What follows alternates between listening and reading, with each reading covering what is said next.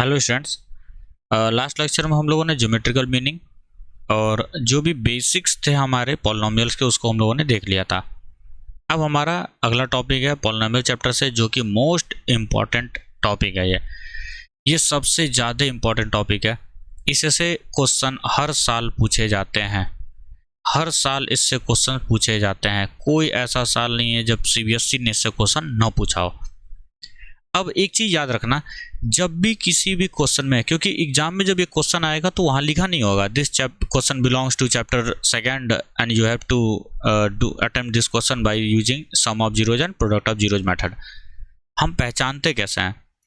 जब भी क्वेश्चन में, जब भी बोर्ड के क्वेश्चन में पॉलिनोमियल दिख जाए, पॉलिनोमियल वर्ड दिख जाए तुमको, चाहे क्वाड्रेटिक पॉलिनोमियल लिखे चाहे लीनियर पॉलिनोमियल लिखे, अगर पॉलिनोमियल वर्ड यूज हो जाए समझ जाना सम ऑफ जीरोज और प्रोडक्ट ऑफ जीरोज ही लगाना उसमें, क्योंकि पॉलिनोमियल कभी सॉल्व नहीं कर सकते हो तुम।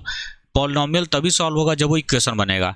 तो क्या होगा? क्वाड्रेटिक इक्वेशन हो जाएगा। वो तो हमारा 4th चैप्टर है। तो इसका मतलब अगर पॉलिनोमियल लिखा गया है, पॉलिनोमियल लिखने का मतलब क्या हुआ कि ये 2nd चैप्टर है और सिर्फ sum of zeros and product of zeros वाले कॉन्सेप्ट से ही सॉल्व होगा। इसको अपने दिमाग में बिठा कर रखना, ठीक है? तो पहले समझ लेते हैं क्या है। हम लोग किसका देख रहे हैं सर? अगर मैं किसकी बात करूं, लीनियर पॉलिनोमियल की अगर बात करूं मैं, यहाँ हम लोग लीनियर पॉलिनोमियल को पहले समझ लेते हैं। Linear polynomial, sir linear polynomial हमको पता था क्या होता है। लीनियर पॉलिनोमियल हमको पता है क्या होता है। P x equals a x plus b, general format होता है हमारा ये। ए एक्स प्लस बी ये हमारा जनरल फॉर्मेट होगा, ठीक। अब मुझे इसके जीरोज निकालना है। क्या है हेडिंग हमारा? Zeros and coefficient.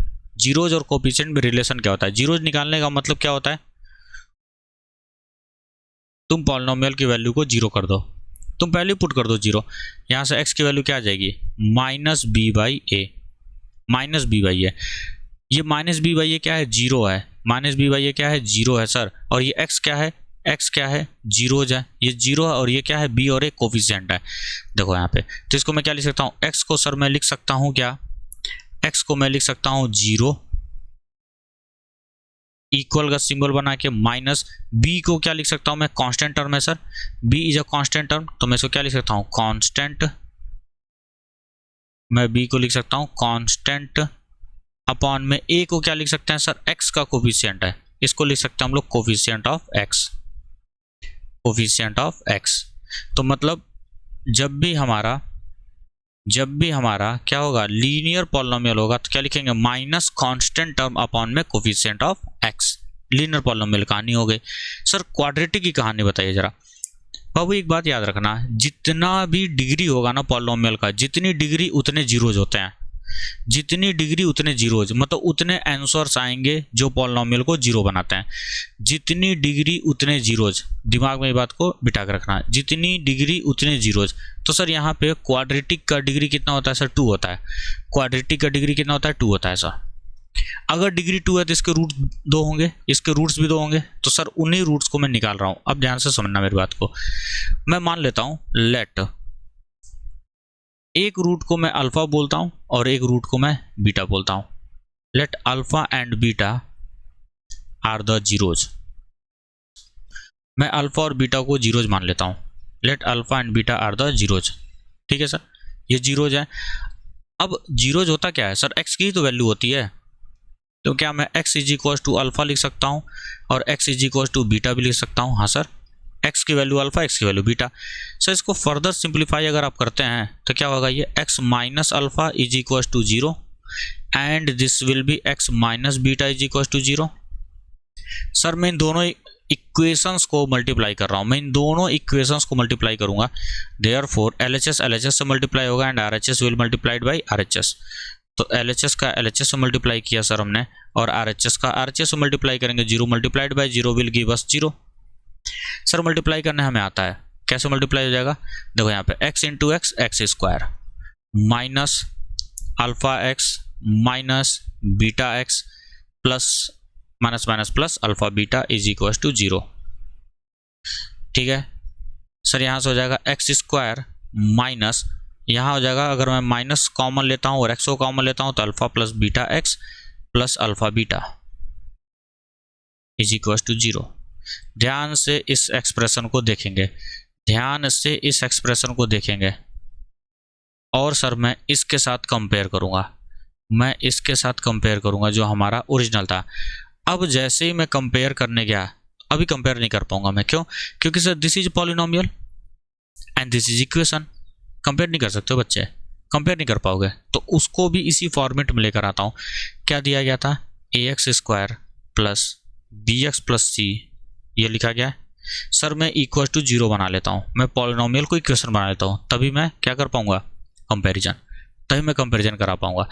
और सर यहाँ पे x² का कोफिशिएंट कितना? 1 है, यहाँ भी 1 होना चाहिए। Divide by a, all side, both side divide by a. तो सर जैसे मैंने डिवाइड किया, क्या हो जाएगा? x² plus b by A x plus C by A equals 0। Sir अब मैं कंपेयर कर सकता हूँ। Sir now we can compare,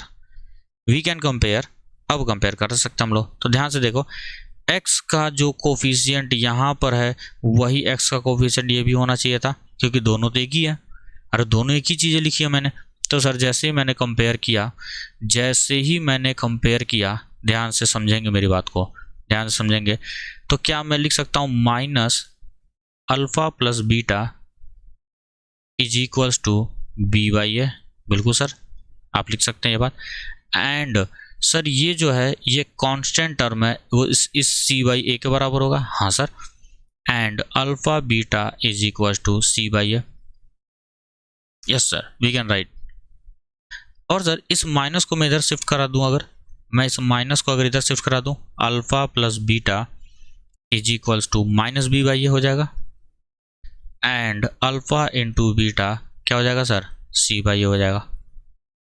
तो बाबू यहीं से हम लोग ये देखते हैं कि सम ऑफ जीरोज, दोनों जीरोज को जब मैं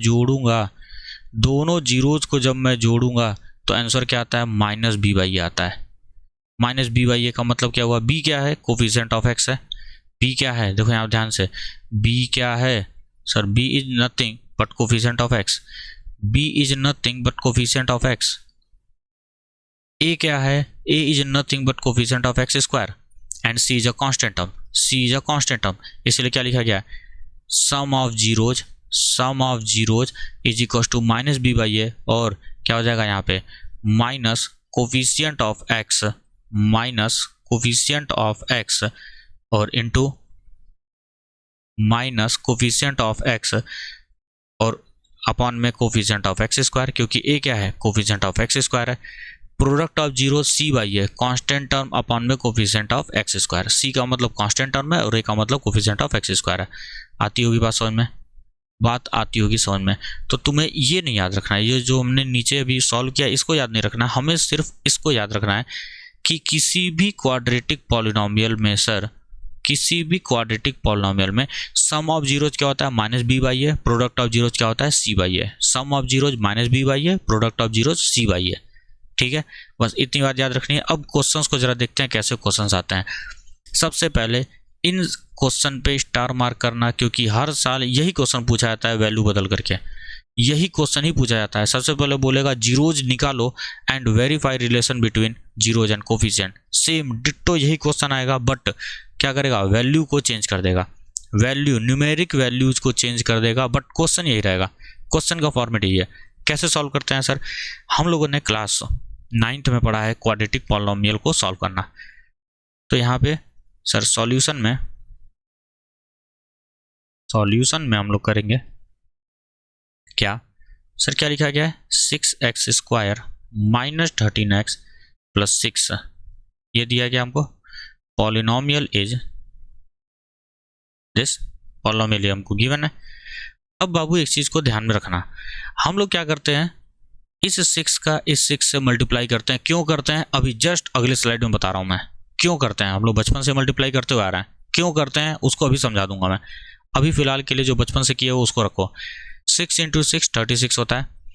सर अभी अभी हमने देखा कि ये जो कांस्टेंट होता है ना, ये जो कांस्टेंट होता है जो आखिरी में लिखा गया होता है, ये क्या प्रोडक्ट होता है कि नहीं? देखो यहाँ पे, अगर मैं कोफिशिएंट ऑफ एक्स स्क्वायर को 1 मान लूँ, अगर मैं डिनोमिनेटर को 1 मान लेता हूँ, ठीक है, मैं यहाँ बताता हूँ। चलो अभी अभी हमने पढ़ा है सम ऑफ जीरोज क्या होता है, minus b by a and product of zeros क्या होता है, सी बाई ए। सारा लॉजिक बता रहा हूँ, बचपन से रटे हुए हो तुम लोग सारी चीज़ों को, सारे का रीजन बता रहा हूँ मैं। अगर सर मैं इस ए को 1 मान लूँ, मतलब कोफिशिएंट ऑफ एक्स स्क्वायर को 1 मान लूँ मैं, तो क्या ये कांस्टेंट जो है ये क्या ये दो नंबर्स का प्रोडक्ट है कि नहीं है। अल्फा और बीटा दो अलग अलग नंबर्स होंगे, सेम भी हो सकते हैं, मीन्स दो नंबर का गुणा करके आया है। और सर ये बी कैसे आ रहा है, दो नंबर्स को जोड़ करके आ रहा है कि नहीं आ रहा है, दो नंबर्स को जोड़ करके आ रहा है। इसीलिए सर हम लोग क्या करते हैं, ये जो लास्ट में नंबर लिखा होता है, कांस्टेंट लिखा होता है, इसको फैक्टर में तोड़ते हैं, इसको फैक्टराइज करते हैं हम, इसीलिए इसका फैक्टर निकालते हैं हम लोग। और फिर ये जो बीच में लिखा होता है ये जोड़ करके या घटा करके आता है। क्यों, क्योंकि बी का मतलब बीच में आ रहा है। बी क्या है, सम और प्रोडक्ट है, सम और प्रोडक्ट है वो। आती है बात समझ में, आती है ना बात समझ भैया। तो मैं ऐसे लिख सकता था कि नहीं, किसी भी क्वाड्रेटिक पॉलिनोमियल को बाबू तुम ऐसे लिख सकते हो, x square minus sum of zeros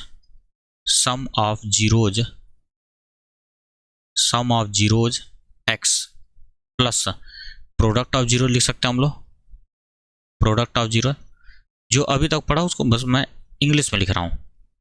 तो सर जो भी x के साथ लिखा होता है वो जोड़ने या घटाने पाता है, और जो भी कांस्टेंट होता है वो प्रोडक्ट होता है कि नहीं। इसीलिए भैया तुम बचपन से जो तुम लोग करते हो, बचपन से जो तुम करते हुए आ रहे हो, वो क्या करते हो तुम लोग, जो भी कांस्टेंट होता है उसी को तुम फैक्टराइज कर देते हो। उसी को क्या करते हैं हम लोग सर, फैक्टराइज करते हैं।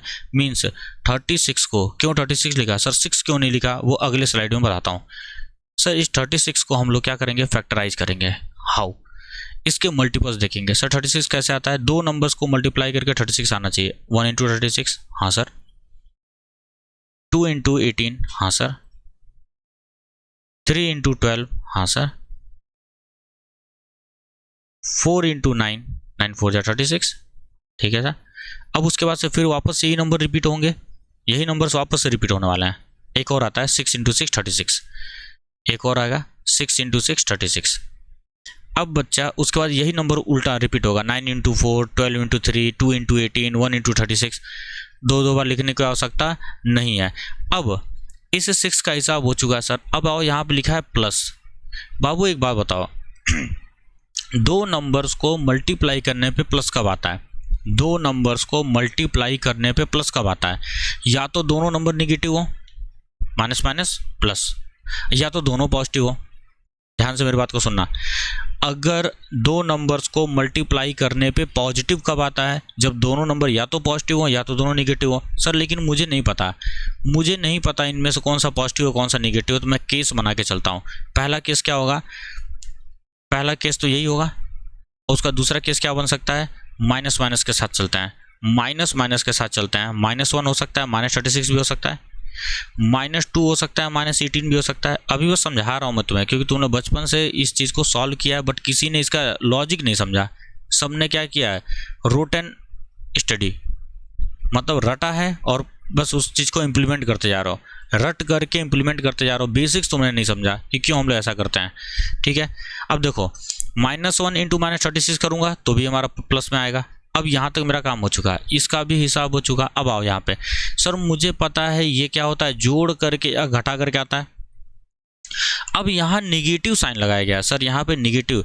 बाबू एक बात बताओ, दो नंबर्स को जोड़ने पे निगेटिव कब आता है, दो नंबर्स को जोड़ने पे निगेटिव कब आता है, या तो दोनों नंबर निगेटिव हो या तो बड़ा वाला नंबर निगेटिव हो। बस तुम इतना याद रखो, बड़ा नंबर निगेटिव होना चाहिए। छोड़ो सारी चीज़ों को, तुम गोली मारो, तुम बस इतना याद रखो, बड़ा नंबर निगेटिव होना चाहिए। क्या, बड़ा नंबर निगेटिव होना चाहिए, तभी होगा। जैसे मान लो यहाँ पे मैंने लिखा 5 - 2, दो नंबर को घटाया 3 आया, वहीं पर मैं 2 - 5 करता अगर तो कितना आता है, -3 आता है कि नहीं आता, -3 आता है कि नहीं आता, ठीक है।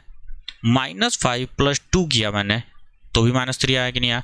बस इतना याद रखो, अगर साइन अपोजिट है, साइन अगर अपोजिट है सर, -1 + 2, अगर साइन अपोजिट है और बड़े वाले का जो भी चिन्ह होगा वही चिन्ह आता है, वही साइन आता है, ठीक है। इतनी बात हमको समझ में आती है। इस तरीके से पढ़ो बाबू, कभी कोई डाउट नहीं आएगा, और कभी कोई ऐसा नहीं होगा जो तुझसे सवाल ना लग पाए। सवाल बहुत आसान होते हैं, बस हम लोग रटे हुए हैं, रट करके थोड़ी हो पाएगा। अब देखो मैं अब एक एक पेयर को लेकर के चलता हूँ, ठीक है, मैं यहाँ से इसे इरेज करता हूँ, ये भी हो गया हमारा काम, ये भी हो गया हमारा काम, ठीक है। अब बाबू मैं एक एक पेयर लेके चलता हूँ। बालक बालक ध्यान देंगे, इन दोनों को जोड़ने पर कितना आता है सर, माइनस का 37। सर आप ऊपर वालों को क्यों नहीं जोड़ रहे हैं? अरे नहीं जोड़ूंगा ना, क्यों? क्योंकि निगेटिव साइन चाहिए मुझे, माइनस साइन चाहिए, और दो पॉजिटिव नंबर को जोड़ के कभी निगेटिव आ ही नहीं सकता। ठीक है सर, इन दोनों को जोड़ा तो माइनस का 20 आएगा ना, इन दोनों को जोड़ा तो माइनस का 15 आएगा। हाँ सर ठीक है, ये भी नहीं चाहिए। इन दोनों को जोड़ा तो माइनस का 13 आया, इन दोनों को जोड़ा तो माइनस का 12 आया। बाबू हमें क्या चाहिए, माइनस का 13 चाहिए सर, वी नीड -13। सर -13 कहाँ मिला, यहाँ मिला कि नहीं मिला? हाँ सर ये तो यहीं मिल रहा है हमको, मतलब ये दोनों हमारे नंबर्स हो जाएंगे। ब्रेक करते हैं हम लोग, बीच वाले को ब्रेक करते हैं। क्यों ऐसा करते हैं अभी आगे पढ़ेंगे, अभी अगले स्लाइड में देखो यहाँ पे लिखा भी है why we multiply a by c to find factor of quadratic polynomial, वो बताऊंगा अभी मैं, उस बेसिक को भी हम कवर करेंगे। ठीक है सर, तो सर इसका मतलब -4 और -9 लिख सकता हूँ मैं, तो अब मैं इसको ब्रेक करूंगा, ध्यान से समझेंगे। 6x स्क्वायर -4x -9x, या एक स्टेप और लेकर के चलते हैं, एक स्टेप और नहीं रटेंगे, रटना नहीं हमको, रटना नहीं है। 6x स्क्वायर माइनस कॉमन रहने दो, क्या मैं इसको 4 + 9 नहीं लिख सकता हूं क्या, x + 6। सर 13 को मैं 4 और 9 में ब्रेक कर सकता हूँ, 9 4 13 हो जाता है। ठीक है, अब इसको further 6x square -4x -9x + 6। Sir यहाँ से देखो इस 6 के अंदर 2 है और x है, इस 4x के अंदर भी 2 है, तो कॉमन ले लेंगे 2x। 2x को जैसे मैं कॉमन लूंगा यहाँ क्या बचेगा, 3x बचेगा और माइनस का 2 बचेगा। माइनस अगेन यहाँ से 3 कॉमन ले सकते हैं, क्योंकि 9 में भी 3 होता है, 6 में भी 3 होता है। कॉमन लेने का मतलब बेसिक सा क्या होता है, डिवाइड करना। कॉमन लेने का मतलब होता है डिवाइड करना। डिवाइड करो, 3x को 3 से करूँगा, 9x को 3 से करूँगा तो 3x आएगा, और 6 को 3 से करूँगा तो 2 आएगा। ठीक है, और माइनस भी मैंने कॉमन ले रखा है, माइनस भी मैंने कॉमन ले रखा है, तो ये क्या बचेगा हमारा, माइनस बचेगा यहाँ पे। सर अगेन यहाँ पे 3x - 2 और ये 3x - 2 अगेन कॉमन आ रहा है हमारा, तो इसको अगेन से कॉमन ले लो, 3x - 2 अगेन कॉमन लूंगा तो क्या बचेगा, 2x - 3। तो क्या सर हमने फैक्टराइज कर दिया कि नहीं यहाँ पे? हाँ सर हमने फैक्टराइज कर दिया, हमने फैक्टराइज कर दिया। ओके, फैक्टराइज करने के बाद अब क्या करते हैं, देयरफॉर, क्योंकि हमें जीरोज निकालना है कि नहीं, देखो क्वेश्चन में क्या बोला गया, फाइंड द जीरोज। जीरोज निकालना है, मतलब पॉलिनोमियल की वैल्यू 0 कर दो। क्या कर देंगे सर, देयरफॉर पॉलिनोमियल की वैल्यू को 0 कर दो, px = 0। ठीक, px 0 करोगे तो इसका मतलब px का मतलब ये है 3x - 2 एंड 2x - 3 = 0। अब 0 प्रोडक्ट प्रॉपर्टी एक होती है हमारे पास, वो क्या बोलता है कि दो नंबर्स, देखो ये भी एक नंबर है सर, ये भी एक नंबर है, दो नंबर्स को मल्टीप्लाई करने पे 0 कब आता है, सोच के बताओ। दो नंबर्स को मल्टीप्लाई करने पे 0 कब आता है? सर दोनों में से कोई एक 0 होगा तभी। सर दोनों में से कोई एक 0 होगा तभी 0 आने वाला है। क्यों? हमको पता है कि सर 0 तभी आता है जब 0 से मल्टीप्लाई करेंगे। हाँ सर, 0 तभी आएगा जब 0 से मल्टीप्लाई करेंगे। तो सर मल्टीप्लाई कर लेते हैं, सर हम मल्टीप्लाई कर लेते हैं।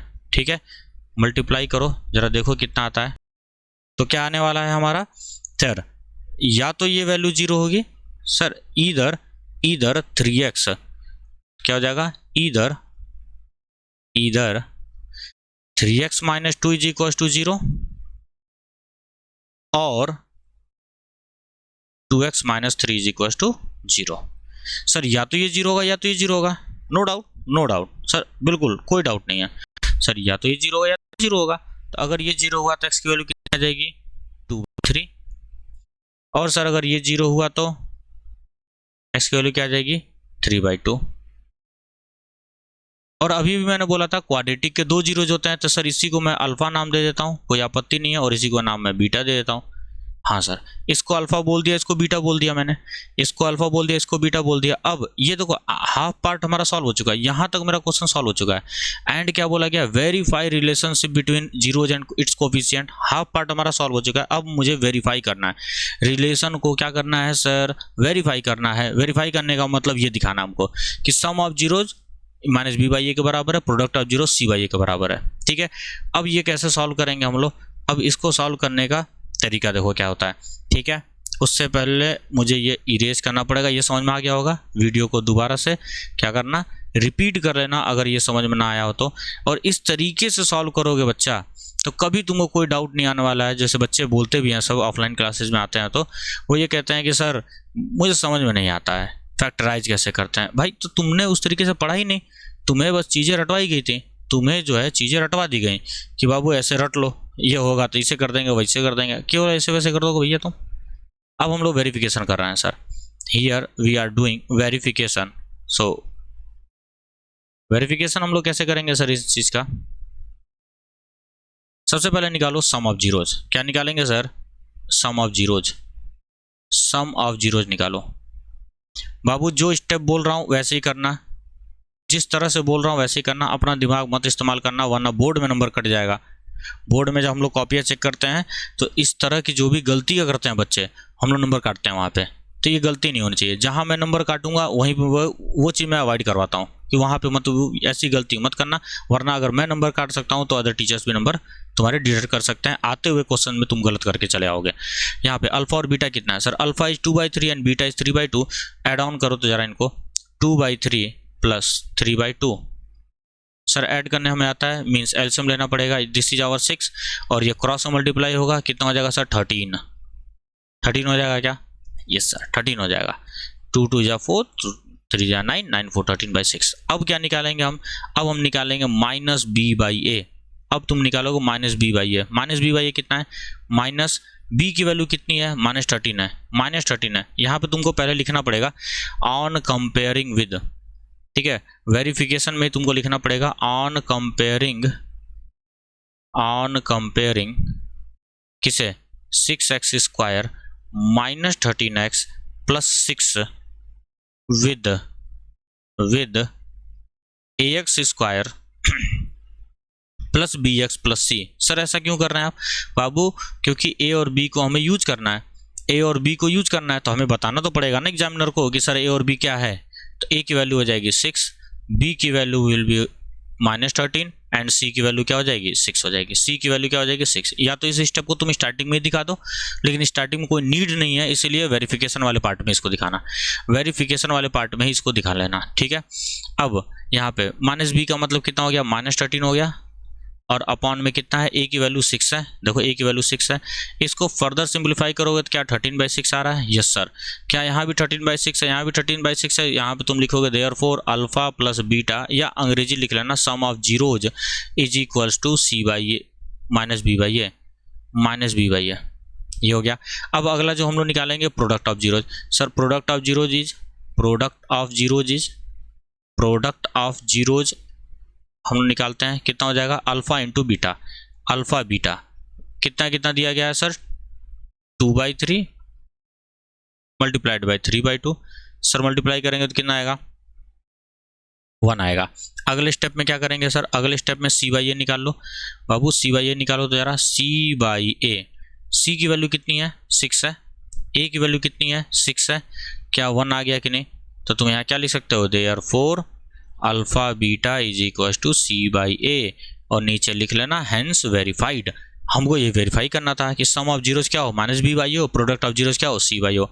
ये वेरीफाई हो चुका हमारा, ये हमारा वेरीफाई हो चुका है। अब सर सबसे इम्पॉर्टेंट, सर आपने बोला 6 और 6 को मल्टीप्लाई कर दो। स्टार्टिंग मैंने बोला 6 और 6 को मल्टीप्लाई कर दो, तुमने कहा सर क्यों करेंगे, why we multiply a by c to find factor of a quadratic polynomial. a और c का मल्टीप्लाई क्यों करते हैं, मतलब अगर हमें पॉलिनोमियल दिया गया है, suppose we are given with polynomial px equals ax square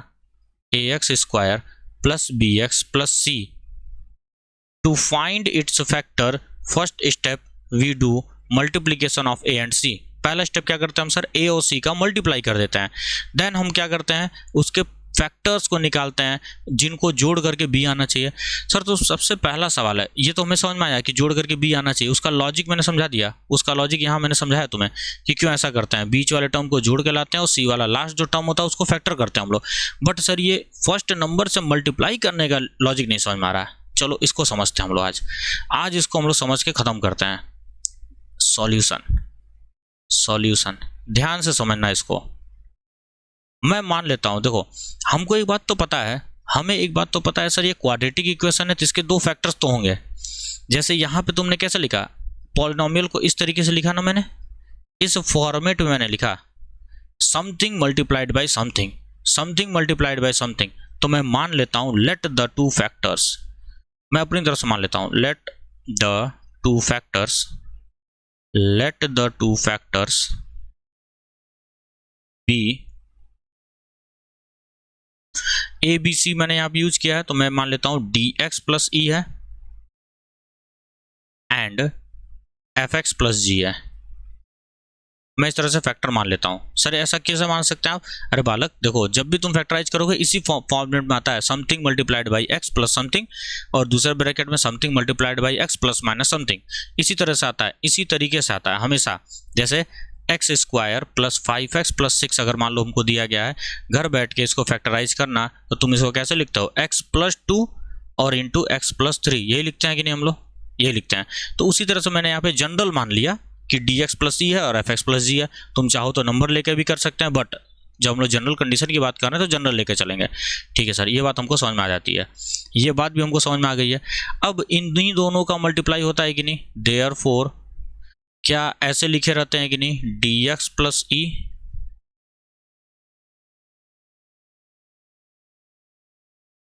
देखो ऐसे लिखा रहता है कि नहीं है। पॉलिनोमियल जो होता है हमारा x, वो लिखा होता है डी एक्स प्लस ई और इंटू एफ एक्स प्लस जी।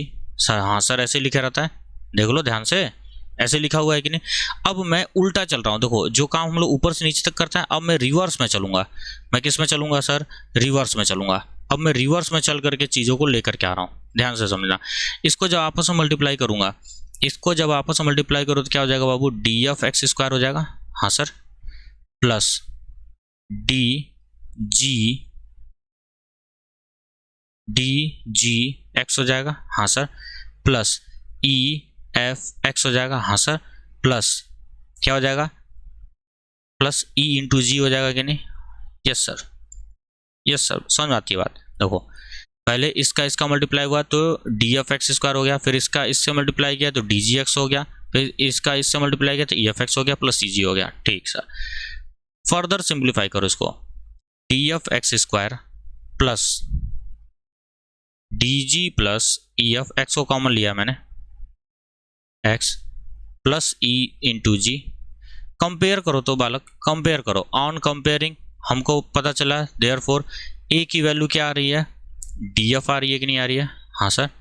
बी की वैल्यू कितनी आ रही है sir, d g plus e f आ रही है कि नहीं, d g plus e f आ रहा है, हाँ सर। और सी की वैल्यू कितनी आ रही है सर, ई जी आ रही है कि नहीं, कंपेयर करने पे। तो बच्चा बिगवा बताओ, मैंने क्या बोला था कि सर ये जो बीच का नंबर लिखा होता है ना, जो ये बी होता है, वो एक्चुअली दो नंबर्स को जोड़ करके आता है और वो दोनों के दोनों नंबर फैक्टर होते हैं कि नहीं। देखो ध्यान से, जब इस क्वेश्चन को मैं करवा रहा था तो मैंने बोला था ना 13 का ही फैक्टर लेते हैं, क्या होता है 4 और 9, और उसी को जोड़ करके यहाँ लिखते हैं हम लोग।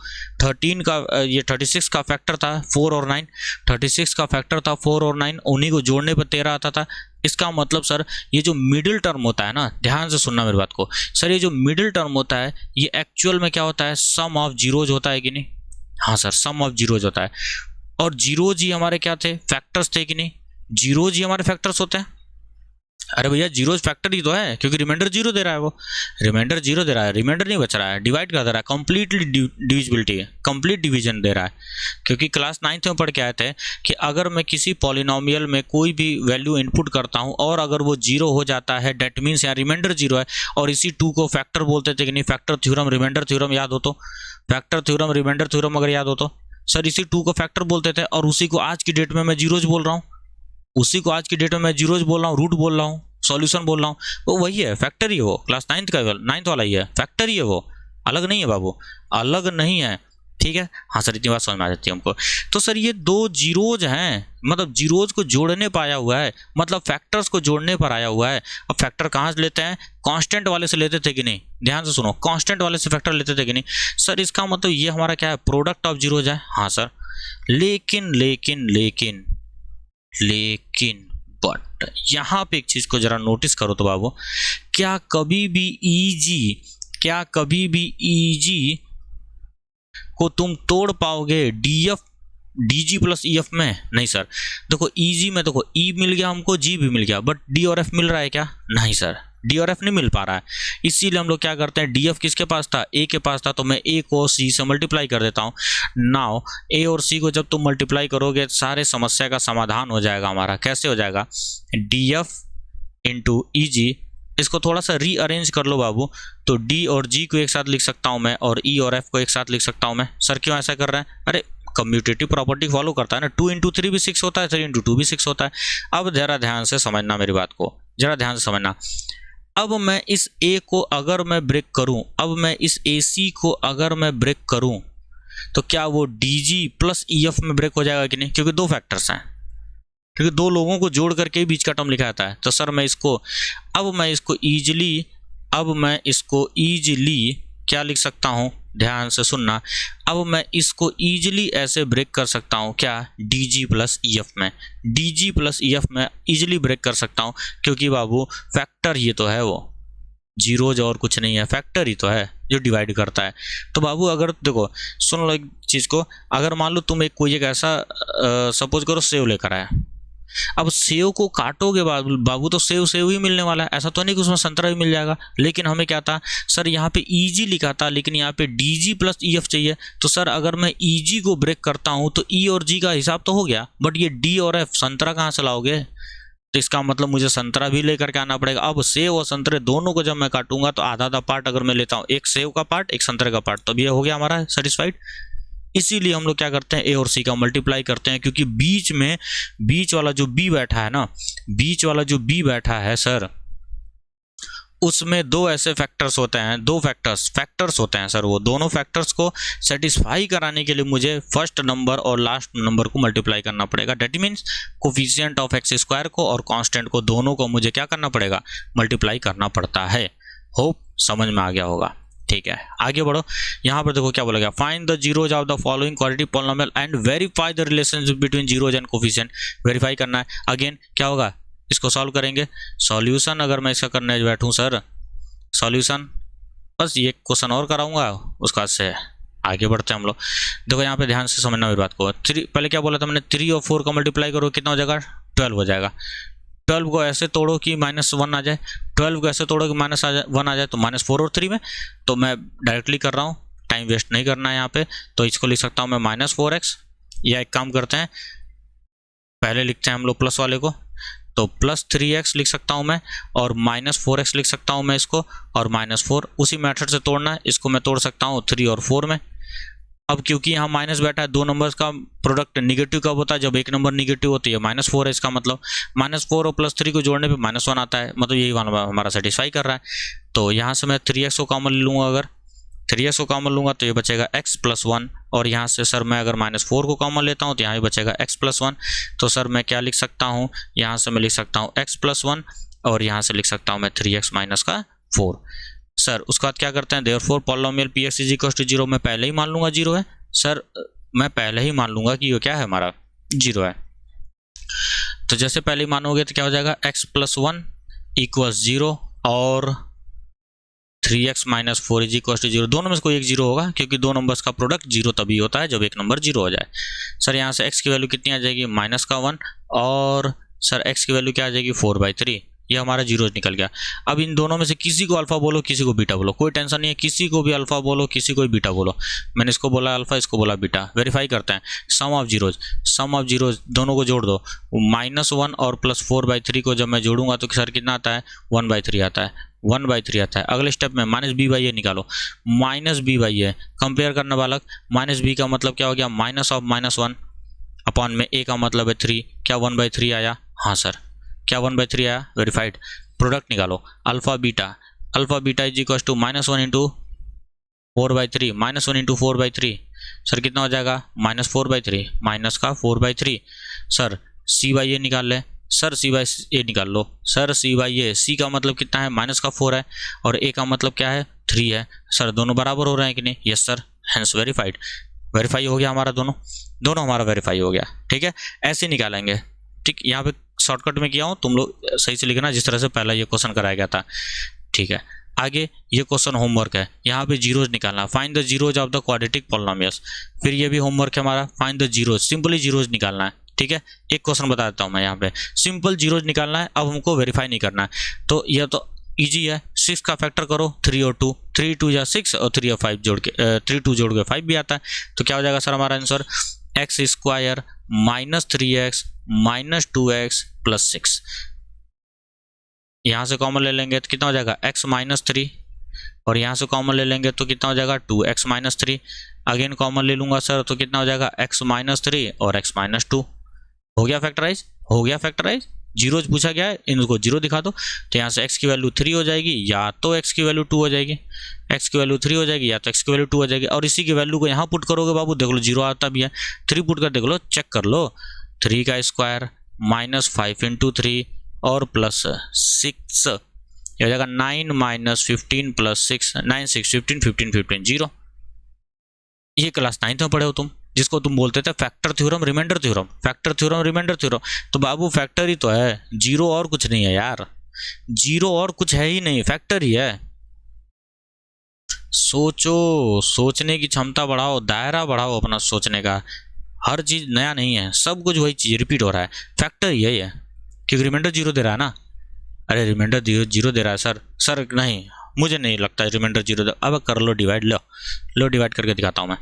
एक्स स्क्वायर क्लास 9th में पढ़े थे, x square minus 5x plus 6 को मैं डिवाइड करता हूँ किससे, किसी भी एक फैक्टर्स कर लेता हूँ, x माइनस 3 से कर लेता हूँ मैं। चलो x माइनस 3 से डिवाइड करूंगा सर तो क्या होगा, x टाइम्स ये जाएगा, कितना हो जाएगा, x square minus 3x minus plus cancel out हुआ, minus 2x plus 6। Sir sir sir sir sir सही तो बोल रहे थे आप, minus 2x minus minus plus 6 cancel out हो गया, हुआ कि नहीं सर, फैक्टर है कि नहीं है, मैंने बोला ना तुमसे फैक्टर है बाबू। तो हमने क्या समझा सर, फैक्टर जो क्लास 9th में पढ़े थे फैक्टर थ्योरम, वही हमारा जीरो है सर, वही हमारा रूट है सर, वही हमारा सॉल्यूशन है सर, वही हमारा सॉल्यूशन है। तो थोड़ा सोचने का दायरा बढ़ाते हैं हम लोग, ऐसे नहीं कि क्वेश्चन दिया गया है लगा दिया ना। मैथ्स है सर, ब्यूटी को समझे, मैथ्स की ब्यूटी को समझो। यहाँ पे देखो सेकंड होमवर्क रहेगा, थर्ड ये भी होमवर्क रहेगा, ये भी होमवर्क रहेगा। अब ये फॉर्मेशन ऑफ क्वाड्रेटिक पॉलिनोमियल, इसको हम लोग नेक्स्ट लेक्चर में करेंगे। ठीक है, चलो फिर इसको अच्छे से सॉल्व करना। कुछ ना समझ में आए वीडियो को रिपीट कर लेना, कमेंट करके वहाँ पे बता देना कि ये चीज़ें समझ में नहीं है, उसको हम लोग नेक्स्ट वीडियो में भी कंसिडर कर लेंगे। चलो फिर ठीक है, बाय।